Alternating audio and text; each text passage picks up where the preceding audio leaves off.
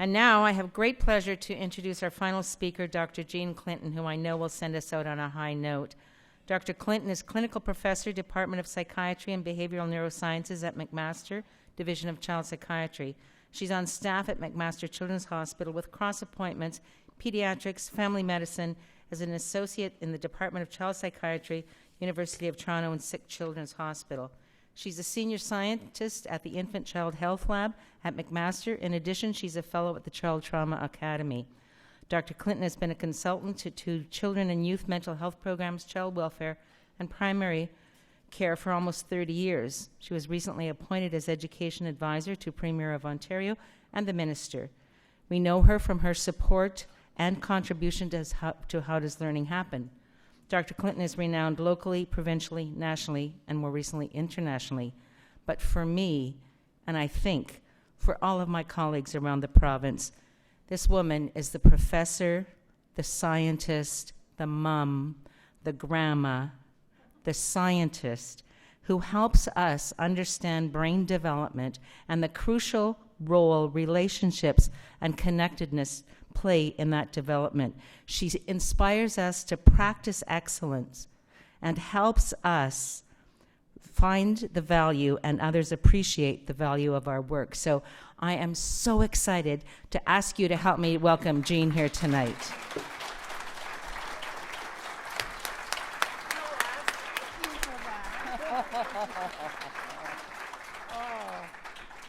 Wow, how nice was that? Wow.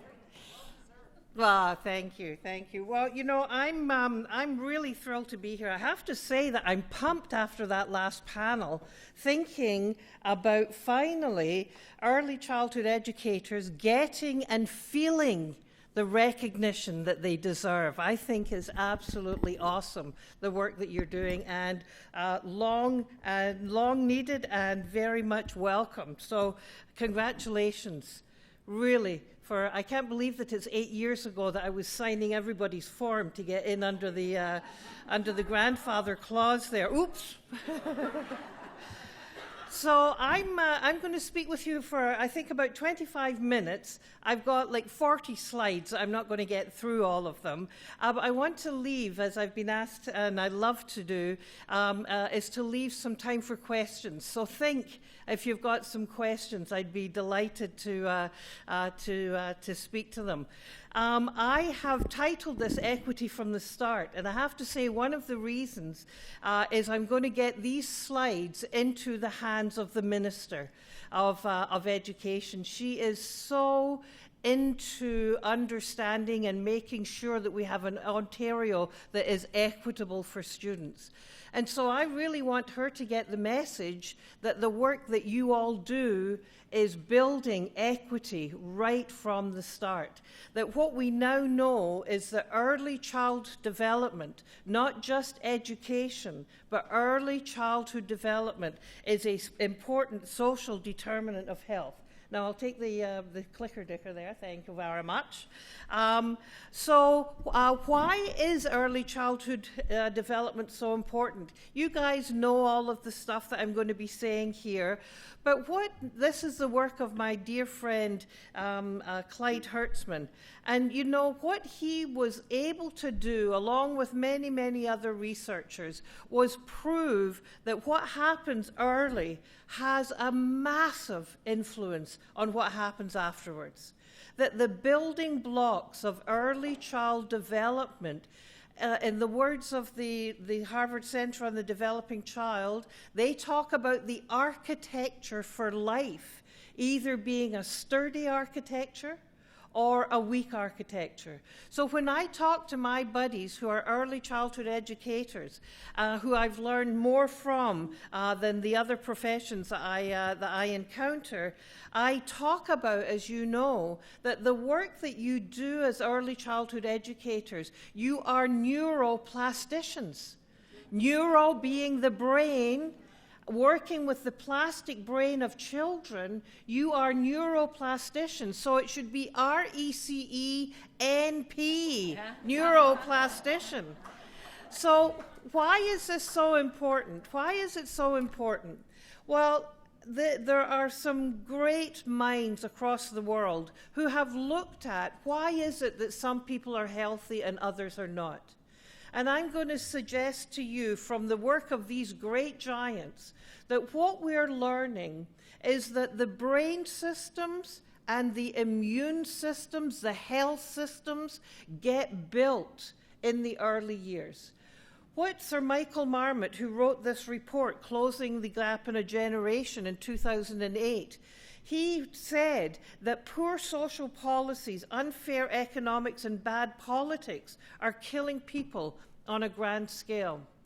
So he looked at Botswana, he looked at various countries, and he saw that the life expectancy was very different in one country to another. So in Botswana, it was about, the expectancy for a woman is about 45, whereas in Japan, it's about 80 years of age. So you can think, oh yeah, well, you know, I can imagine poor Botswana and all of the issues there. So he then, though, looked at Glasgow, and as some of you have heard, that is the center of the universe.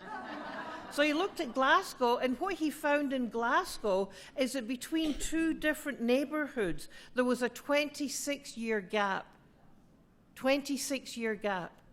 So in his report, Equity from the Closing the Gap in a Generation, there's a whole chapter, chapter 5, that looks at early child development as a social determinant of health. Now, I'm going to tell you that it's not just Glasgow that this is important in, that it's also, I'll show you our EDI results that show that even in Hamilton, Ontario, there is a huge discrepancy between where I live on the West Mountain and where my brother teaches in inner city Hamilton. 21-year difference. Now, you might say to yourself, how does this come about? How can we have such disparities in Canada, an amazing country? Well, I say that we have to look to see what are some of our guiding principles. What are some of the challenges and the beliefs that we hold close to our hearts and that guide us? And as I look for that, I find that we don't really have a very good North Star to believe in. But when we look at our First Nations, when we look at some of our newcomer and immigrant populations and cultures, we see that they do. Our First Nations people, and I learned this from Tom Porter, says that our children are our sacred ones. They are the heart of the community, and it is our sacred responsibility to raise our children. Well, let me tell you, if you truly believed that our children are the sacred ones, you would have no need for the disciplinary committee that we heard outlined the capacities that they look at.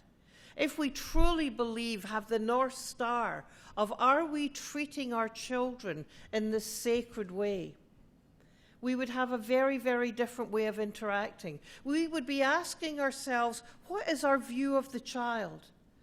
Do we see that child as a precious spark, a precious gift?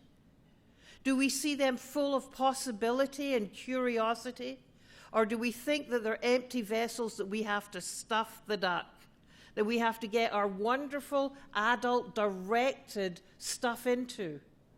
Well, I'm going to say that I think that we've had an educational system that is hugely changing, but that has been very much focusing on stuffing the duck, on getting what we know children need, supposedly, into them, rather than thinking about the sacred and uniqueness of each child. Our First Nations people tell us that our children with special rights, not special needs. Part of a revolution here, we need to be talking about kids with special rights, not special needs, but that they are given to us for a very special reason.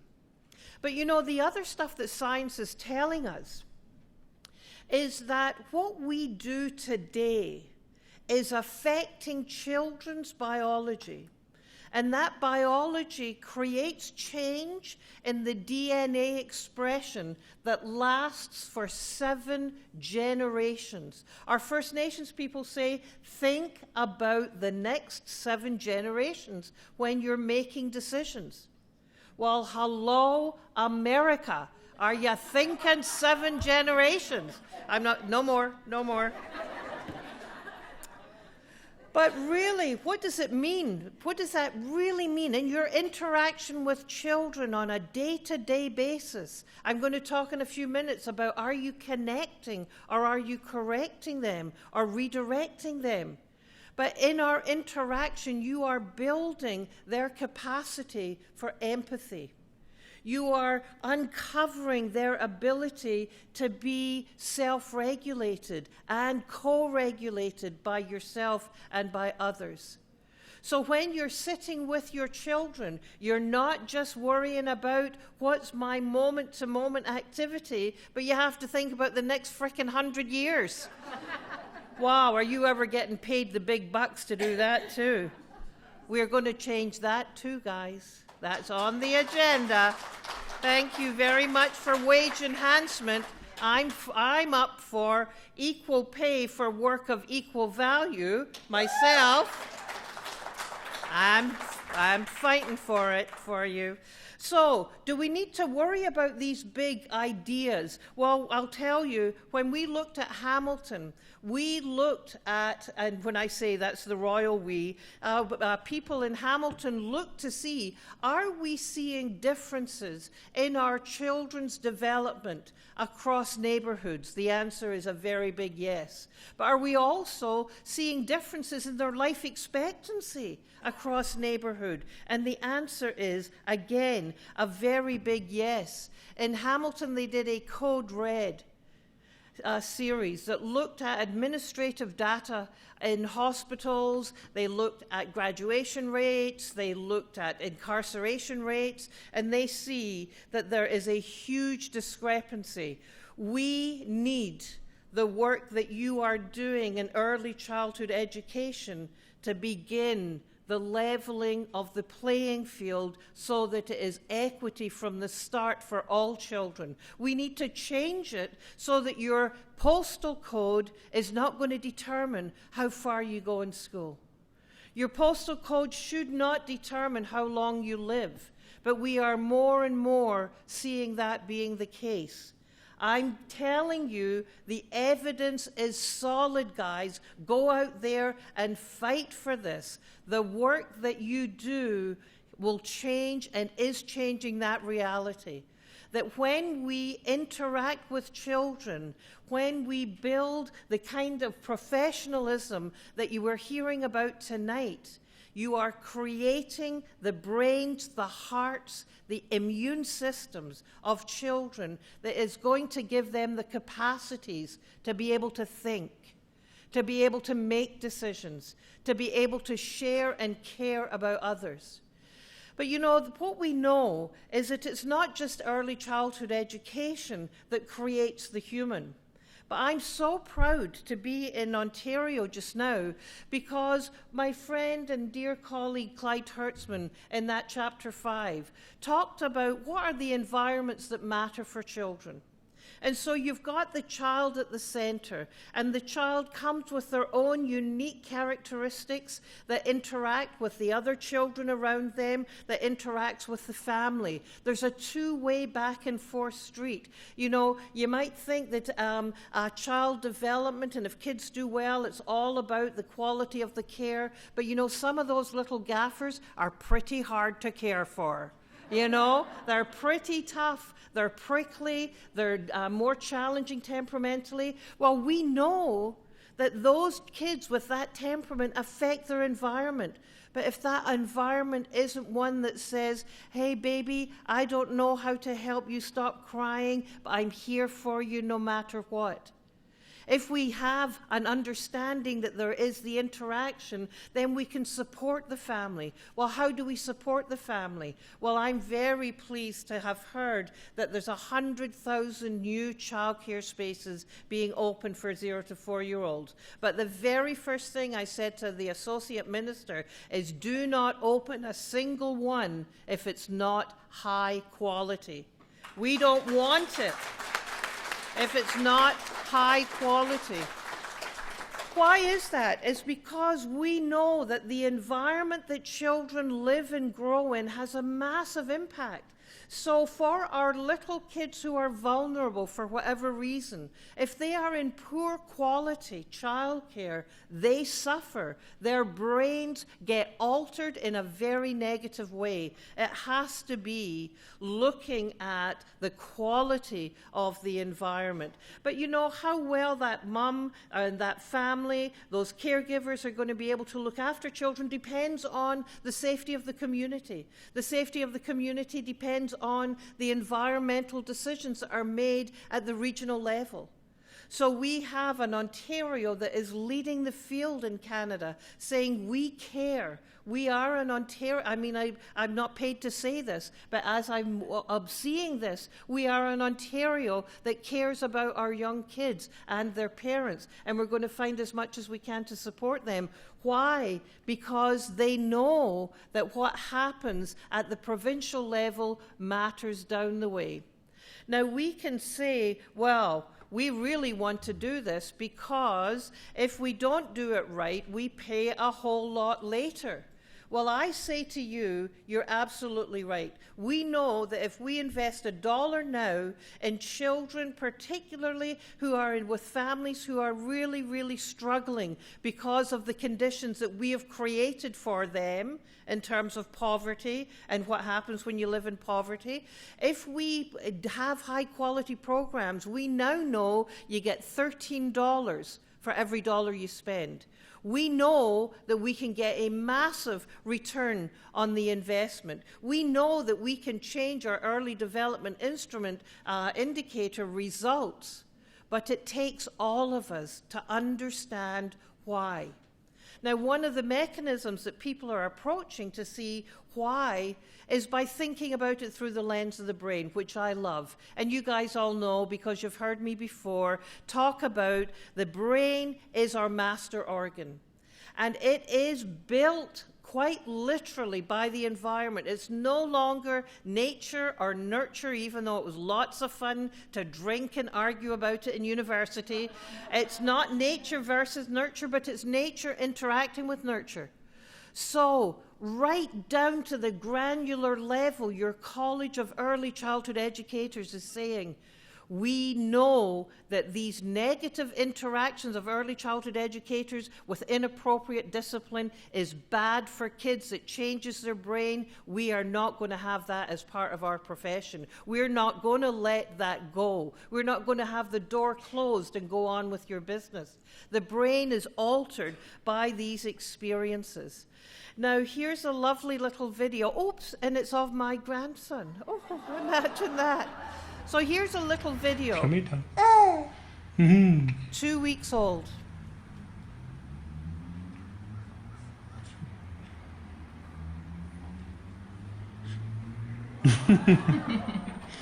Is that not greatness? Is that not greatness? But that's my Liam and my son, my big boy Andrew. But this, I show you this because I'm a very proud nana, but also, are we creating that love in our childcare, in our infant programs? The baby's brain is built by that serve and return. Are we making sure that all adults working with our kids have their eyes lit up when that child enters the room or you enter the room? And how about, does the child's eyes light up when they see you? How about that as one of the objectives of the 3 goals? I am going to make sure that the kids in my care, their eyes light up. So you guys have seen all of these slides that show you the evidence why we know that what happens in the early years builds the brain. We know that poor kids, on average in this study, only heard 13 million words in their first 3 years, compared to 43 million words. So remember, neuroplasticians, brain cells are turned on and activated by the environmental stimulus. So if you only hear 13 million words, that's how many connections you make. But if you hear 43 million words, if those 43 million words are full of positive affirmations, your brain, your view of yourself, your regulation is built by that. But if you only hear 13 million words, a lot of them are going to be, don't do that, stop it, come here, right now. And what we know from these studies is that these kids who had poor quality experiences at home, they heard fewer words, and more of the words they heard were about, don't do that. They were corrections, not connections. So this is, I told you I wasn't going to be able to go through all the slides, so this is the Hart and Risley. The language that kids get built and surrounded in builds their brain. Now, it's not iPads that build the brain, it's not television, it is child-directed speech. Speech directed straight to the child. So, how are we doing in Ontario? How are we doing in Canada? Well, my buddy, the late Dr. Dan Offord, was very curious about this, and he's the one about, 12, 15 years ago, developed the early development instrument. Kindergarten teachers complete it. It's just a checklist, 106 questions on these domains, and then they aggregate it up at the provincial level, at the school level, at the board level. And what we know is that Ontario's children, about 30% of them are arriving at school without the skills they need to do well.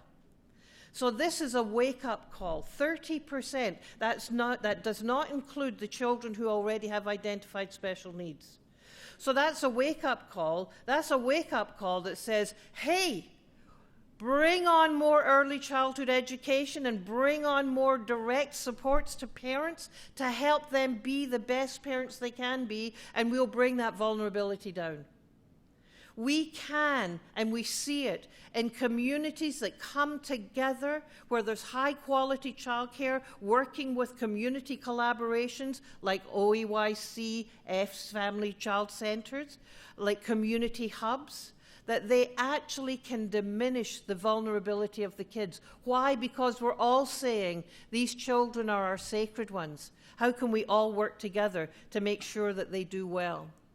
Now, we need to be thinking about all the kids. This stuff from Australia, I'd love to be able to, Shannon, I want to be able to do the Ontario slide here. Where are you, Shannon? I want Ontario data up here soon. But what we know is that the greatest percentage may be poor, where the vulnerability is, but the greatest number is in the middle class. So what we need is universal access, but we may need different conditions for different families to support them in being able to have their children reach the potential that they need. So, next concept, quickly, is we know stress mucks up your brain. Right? It's a very scientific term, mucks up your brain. So what we know is that when you come and you come across a bear, your body goes into a system of watch out. We have systems in our brain, in our body, to make us be ready for that alarm. Now here's the problem. If you are in conditions of high neglect or maltreatment or in poor quality childcare, your body turns on your stress response system and it stays on. We need the work of the college to make sure that our kids are not being overly stressed, because it changes the brain. When you are overly stressed, we all look, if we were all under massive stress here, we'd all look like we have ADHD. So the last concept I want to talk about, and just close your eyes while I flick through some slides, because that's really good. Oh, and that would be really good too, but oh no, we don't have time. Only joking, only joking. So what we know is that the impact of toxic stress, but I want to talk to you about another concept, and that is the stress of early childhood educators. We're not talking nearly enough about how stressful it is to be a teacher, an educator, an early childhood educator in Ontario. And I asked the college to really look at what can you do as a regulatory body to build the capacity within the profession to manage the stress, not only of the work, because it is stressful. It's hard to imagine being in front of kids all the day and in front and with. But what are we doing? Because what we know is that when teachers are stressed, kids get stressed. And until we think of leadership as leadership also involving the emotional well-being, the self-reflective practice, we really need to get to the heart of things. Why? Last concept is because it changes the DNA.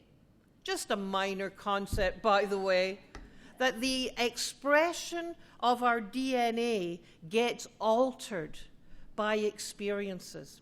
And what the science is telling us so far is that stress changes how the DNA gets messages, and it can affect how our immune system operates later in life. Is that making sense? Our First Nations people said that we have intergenerational transmission of trauma. We now need to recognize that toxic stress takes many forms, but it gets transmitted intergenerationally. But here is the work of the early childhood education profession. We know that children who are living in conditions of toxic stress, when they come in to an environment of high quality childcare, that you can change the expression of that DNA by those high quality experiences. That the quality of interactions makes a huge difference. So as we think about a profession that says our job is about connecting and educating, we need to be thinking about what's the stress our children experience, and are we correcting them and thinking about how they should act, or are we following the practice guidelines, thank you Melanie, that are being developed by your college. So we have a choice. We have a choice. We can think about our children's well-being and what we have to do about it and what we have as a role to do. The Cree tell us that we have a choice. A Cree elder, I heard this story out west, says that life is hard.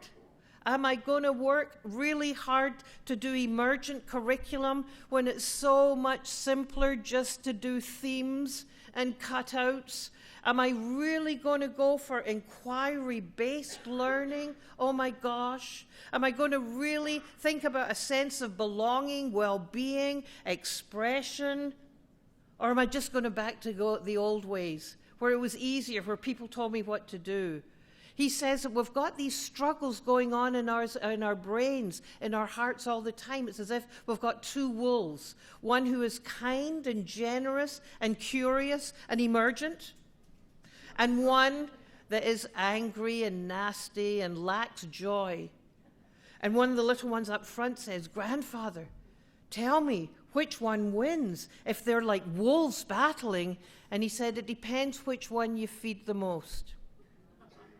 We now live in Ontario, in an Ontario that says we are progressively valuing the work of early childhood educators. We're in an Ontario that I continue along with you that fights for equal work, equal pay, equal value, because the work that you do is building the joy and the wonder of today and the future that's going to be fit for all of us in Canada. So guys, thank you so much. Merci, merci. It is a wonderful profession, and I'm so proud to have a little bit of connection to what you do. Thank you very much. Thank you. Thank you. Thank you. Thank you. Do we have time for a question or two? I think so. So the boss says we've got time for a question or two or comment. Yes, please. If you go up to the microphone, then people around, I know you might hate microphones, but people online can then hear you.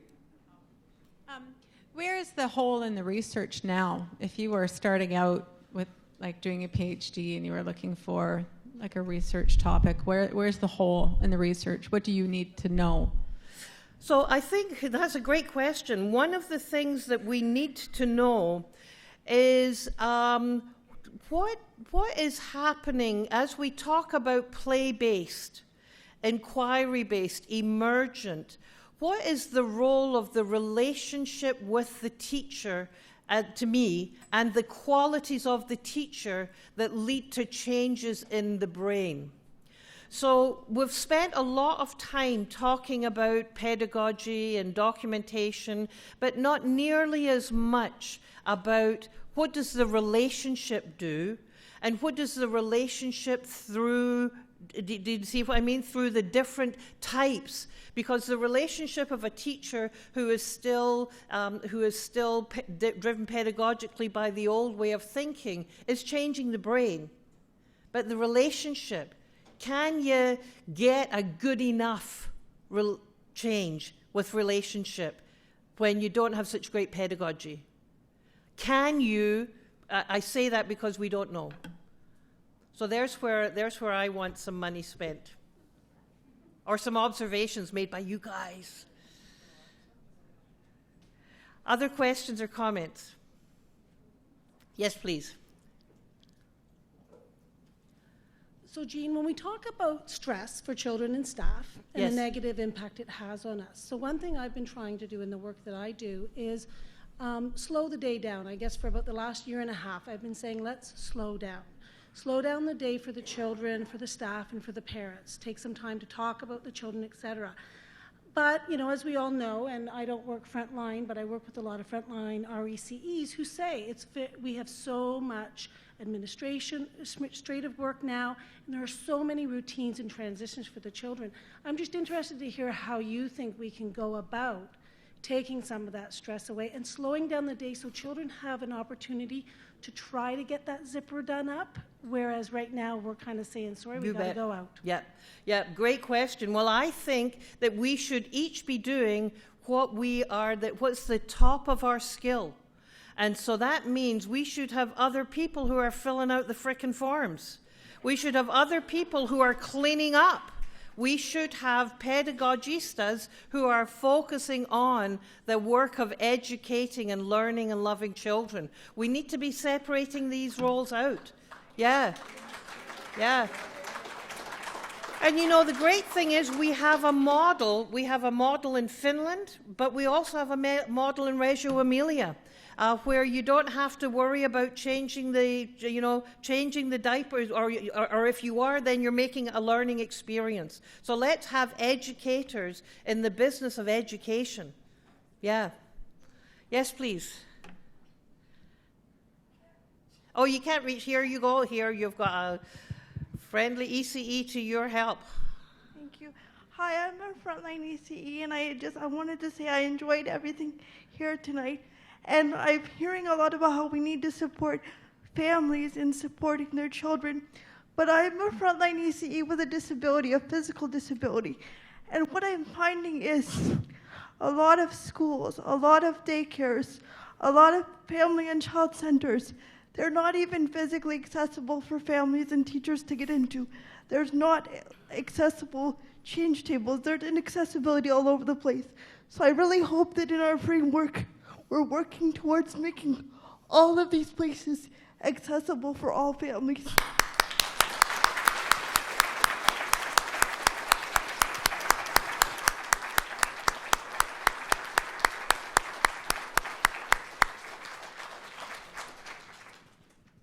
Wow, I kind of forgot my question. Okay, I wrote it down. You made a comment about toxic stress can manifest as ADHD behavior. Is there actual medical evidence to support this statement that you made? And if so, that, or at least for me personally, that completely changes the ballgame, because I've noticed that schools have a tendency to suggest that a lot of their students are suffering from ADHD and then pushing them aside and leaving them with that label instead of trying to find other explanations for that. Yeah. So my question to you is, how is it that we can be an advocate for those students who Fabulous. seem to be struggling with that? And, you know, you speak to parents, but it's hard for somebody to admit that their family is having troubles and things like that. So how could we be a greater support to not just the students, but to the parents as well, so that we can overcome it as a group? Yeah, that's great. So if I could have my slides back up, there's one slide that I'd like to show. So what we know about ADHD, attention deficit hyperactivity disorder, is that it is a group of symptoms. And that group of symptoms includes, and I'll show you on this slide, but inattention, high activity level, difficulty focusing. And when we look at our systems are under toxic stress, what happens is what happens is our brain turns our system on to be ready for danger. And what does it look like? It looks like irritability, poor memory, difficulty focusing, critical thinking difficulty, and increased anxiety and fear. So we've got very good evidence for this. So under stress, prolonged stress, without the buffering of adult relationships, this is what it looks like. So what does it mean in terms of your question of how do we help families? Well, the ways to get to those ADHD-like symptoms might be ADHD, it might be sleep deprivation, it might be trauma, it might be fetal alcohol, it might be autism. It's just a huge bag. So what we have to do, and I think we have more of a responsibility, is to ask and explore. Tell me, how can I understand your child? How can I understand the stresses that you experience as a family? And then you spend time observing the child, because every child will do well if they can. Not if they want to, so we incentivize them, but if they can. So we observe and see, where are they at peace? Where are they able to focus their attention? What do they love? All right, does that make sense? Does that make sense to you guys? Yeah. Okay, one last question. Lois, does that? Yes, all right. My name is Andrea. I would like to share a story, what happens with the child as an ADHD. I just graduated last year as an early childhood educator, and also I'm a mother.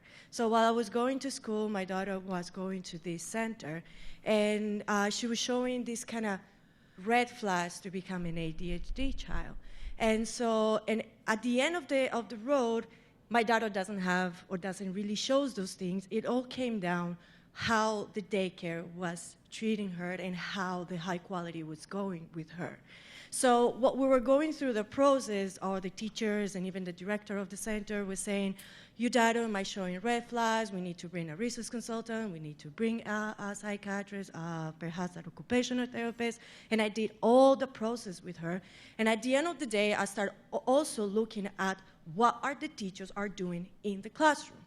And honestly, they were not doing much. They were blaming my daughter that their schedule was changing all the time, that because of my daughter, they were lacking behind in their things.